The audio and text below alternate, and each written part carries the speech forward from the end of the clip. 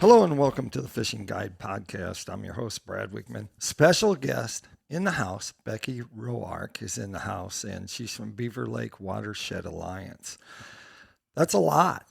I mean, hopefully you didn't have to pay for all the vowels for that when you came up with the name. But tell us what your position is and what is that all about? How does that encompass it? Because we're sitting with Beaver Lake right behind us. As you know, we live on the lake. And so what do you do? What's the deal?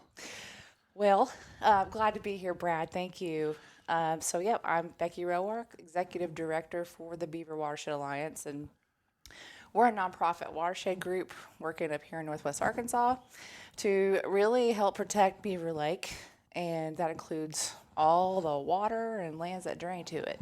Wow. Yeah. So you do a lot. Yeah. Is that right? So tell us, what's a normal day? Do you have normal days or Oh, no, we don't. no? Right. Oh, so yeah, there's, Northwest Arkansas is blessed with so much water Right. in this throughout the year that there's a lot of stormwater runoff coming from communities. So we're working with a lot of cities on Right. some initiatives. We're out working with farmers out in the rural areas and forested landowners. We're working with other groups on actual stream bank work. We have a lot of different initiatives that we're trying to tackle, all to help protect Beaver Lake. Right. And so is the number one, thing that hurts a reservoir, is that sediment? Is that the issue that Yes. is number one? Yeah. Yeah. So we've been studying this lake the Alliance was formed back in 2011. Okay. And the lake, of course, has been here since the 60s. Right. 67. So, Yep. yeah, there's been a lot of studies over time looking at Beaver Lake. And there did get to a point where, sediment nutrients, some people saw that as being a big concern. So, Right. so they got together and helped commission a study, and now that's our Beaver Lake Watershed Protection Strategy. Uh-huh. And in that report, this gives us a lot of information about, what's happening now, what are some projections, what do we need to be paying attention to, Right. and then the Alliance was formed to really carry out that strategy. So, yes, sediment is the number one threat to Beaver Lake. Right. And it's coming from all different sources. We call it non-point source pollution. What does that Because- mean? Yeah, I know, it's a funny word. It just means that, just think of it like you can't point your finger anywhere and say that's where it's coming from. So Right. it's coming from construction. It's coming from eroding stream banks. It's coming from loss of riparian area up and down our creeks and streams. Oh, you just used a big R word. What? Say that again and give Yeah. us a definition. Sure, I get a little, I forget the terminology. So a riparian area is basically the buffer we have along our creeks and streams. Right. And, we really want a healthy buffer of trees and shrubs and grasses along all of our creeks and streams. And we can go into the why later, but that buffer is really important to keep sediment and nutrients out. So we've suffered extreme loss of riparian over the past 50 years or so in this watershed. And so as anglers, that's important because sediment gets on the rocks. It's harder for reproduction, right? Yeah, well, when sediment goes in the lake, we call it turbidity, and that turbidity really reduces the oxygen levels for your aquatic species. So, the bass have a harder time breathing, and it's just not good for their habitat to have the muddy water because that's not what they're used to. So, yes, keeping sediment out is not only good for drinking water, but also good for our fisheries here. Right. So tell us, how has things changed since 2011 to now? Yeah. How has the turbidity, how has that changed? So, just looking at some of the trend data, we're seeing there is an increase in sediment and nutrients. There's work to do, Right. because And again, we can't really point our finger and say this is exactly what's causing it, but Right. we can, we do know some things. One is we have a much wetter, warmer climate we're facing, like getting these 13-inch rains all at Right. once. Instead of, we used to get 2 inches of rain over the whole day. Right. So they're much more extreme water events happening. We can blame that on Oklahoma. Because it used to be wetter over there, the Tornado Alley is actually shifted over. I heard has shifted because it's more wetter over in this area in Alabama. That's just what I heard. But so we're the results is the lake is getting more heavy rains and nothing to stop that Right. the runoff.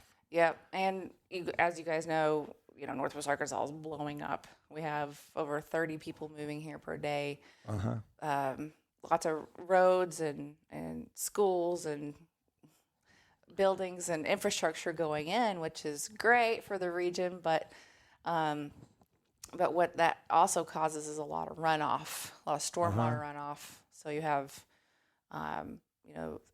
hotter water is going into the streams, more polluted water is going into the streams, more volume of water going into these streams. Right. And that's a really big issue right now. We're trying to work with a lot of cities on.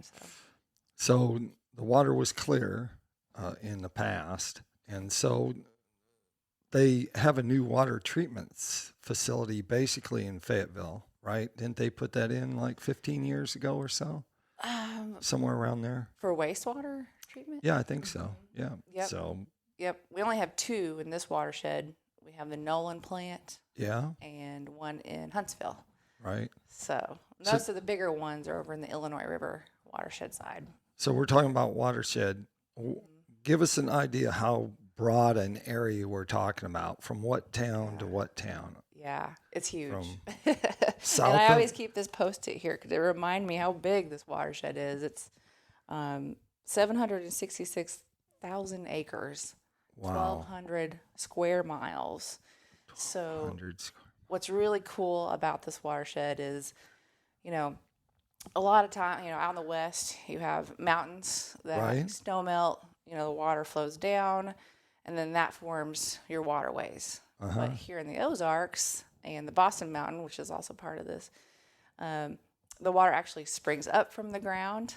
And then so you have these tiny little tributaries starting down in St. Paul and Winslow and out past Witter, some of those places very south of here. Right. And all of those flow north, which is also odd. All of our water flows north. And eventually those come together to form. We have the West Fork and the Middle Fork and the East Fork. And those all make what we call the White River. We have Richland Creek that flows into the lake. And we have War Eagle and Brush Creek that flow into the lake. So there's not just one source. You have all these tributaries that are flowing to form Beaver Lake. And then, up towards the dam, that goes out over to Lake Taneycomo and Bull Shoals, and then hits the White River going east and eventually hits the Mississippi River and goes down to the Gulf of Mexico. So what we're here is called the headwaters of the White River. So really critical, important part of this bigger system too. So is it a good general rule of thumb if it rains on the east side of Old Highway 71, it comes into Beaver Lake, and if it rains, the rain that goes to the other side actually goes into the Illinois River? Almost. Is that a good rule of thumb in general? You kind of think that. I mean, you have what's interesting is the Rogers, Lowell, Springdale, Fayetteville, all of them share both watersheds. So, and then I-49 is really in the Illinois River till you get to about the Fayetteville, Greenland area. Right. So, and then Old 71, sorry. Yeah. That's still pretty close to the watershed, but that's about the general area. Yeah. So we have all this water coming in, and so now we have the alliance that can fight. Are you a government agency? Or are you an independent? How does that work? Yeah. So we're a nonprofit organization and we're Uh-huh. non-regulatory. So Okay.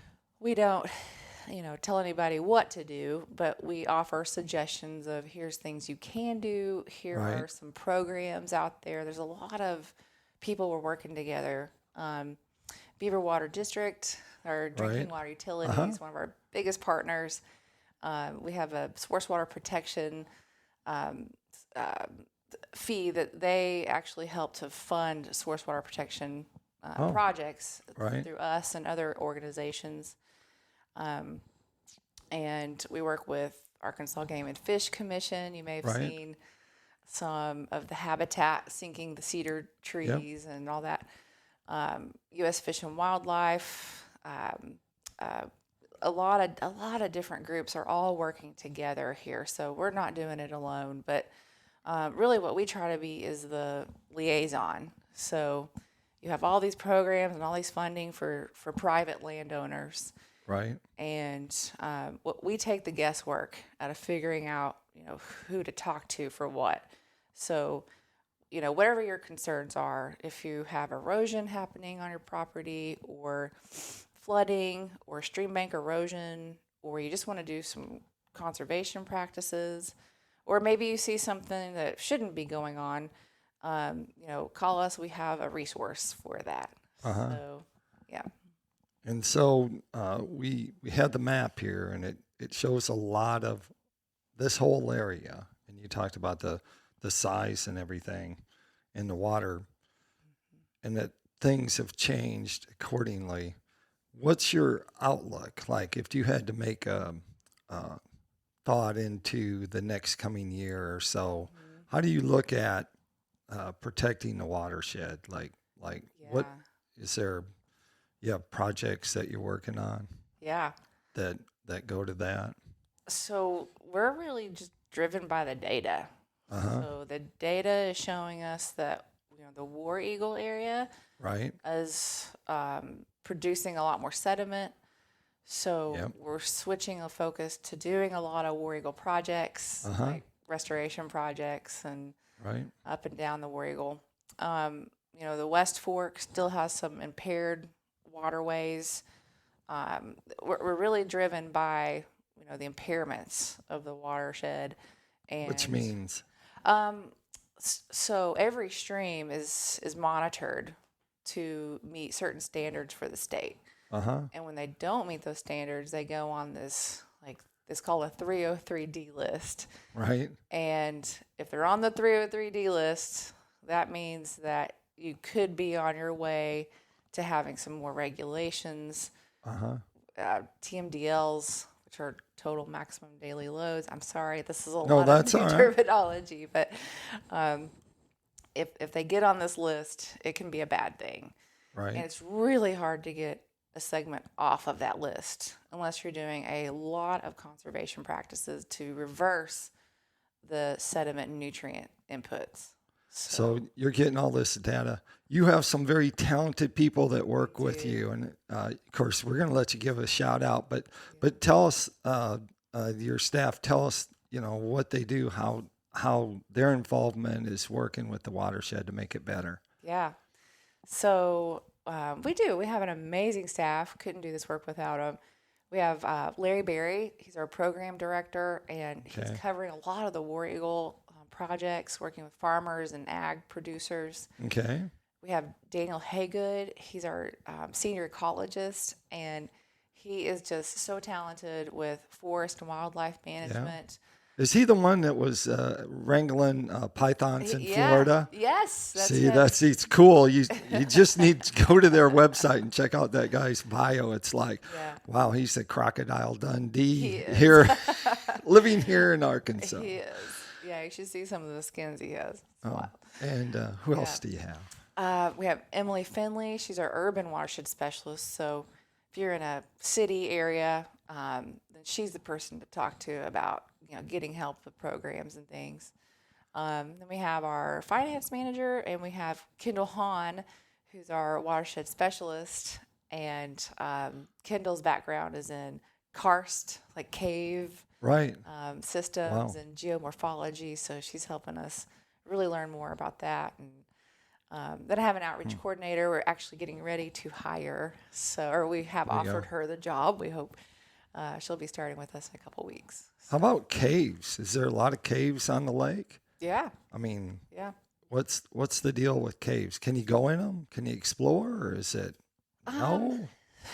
Most of them are closed off now. Uh-huh. So, I mean, you can look at about Highway 412. Right. About everything north of that is a lot of karst. There's some below it, but mostly north of 412. Oh, all right. So, if you have your Hobbs State Park, there's War Eagle Caverns there that you can go into.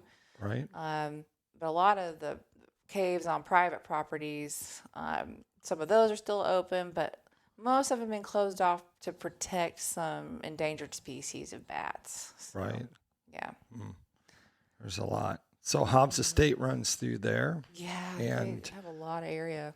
talk a little bit about the tornado that came through. Yeah. Is that devastating to the watershed because of the loss of the habitat? Yeah.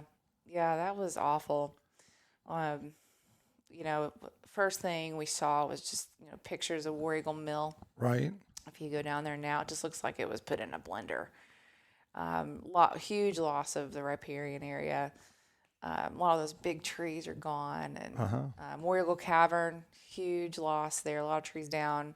Hobbs State Park, they had over 2,000 trees Really? down. They've been working with a lot of volunteers coming in and helping them kind of Wow. rebuild their trails and things out there. So I know those efforts are all still ongoing. But yeah, that was absolutely devastating to the forested areas up here. Right. Yeah. Well, that takes us to Tackle Time. Tackle Time sponsored by PICO Lures. PICO Lures has a complete line of hard and soft bait. So you can go out there and catch fish on Beaver Lake, and hopefully the water will be pristine, crystal clear, turbidity low. And so we'd be in good shape on that. If they want to find out more about the Beaver Lake Watershed Alliance, where would they go? Yeah, so there's a couple different ways to find us. Our website, of course. Okay. We have a newsletter. It goes out monthly. If people want to sign up and just Where would keep they in sign up touch. at? It's on our website under Which is? beaverwatershedalliance.org. Thank you. Okay. And you can sign up for our newsletter. It goes out monthly, and it just talks about, the different programs you can take advantage of. We also do a lot of workshops and volunteer events and things. You can find us on Facebook. We have Instagram. We actually had a podcast for a little bit called We Are Water. Yeah. Fun. You still have it? Yeah. We can't do it all, Brad. but it was fun. Yeah. Though. Yeah. All right. Well, that sounds good. Like I always like to end the show, make sure you keep your hook sharp and your lures in the water.